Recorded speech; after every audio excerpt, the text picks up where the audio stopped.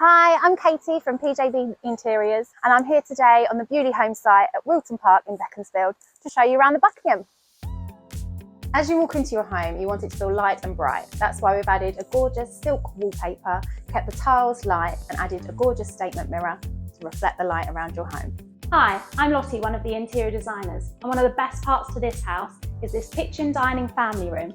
Somewhere to sit and have a cocktail whilst you're getting a meal cooked for you, or somewhere to kick back and relax on the corner sofa over there. A fantastic addition to the kitchen dining family room is this utility. Great place to shut your mess away.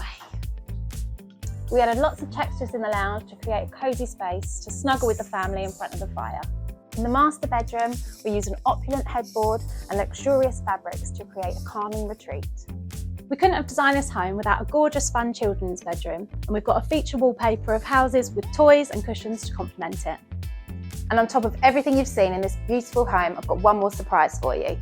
Above the double garage is a self-contained studio. This fabulous studio is such a versatile space, so you can use it as a work from home office, you can use it as a workout area, and behind here we have a cosy area where you can watch your movies on a Saturday night with your friends.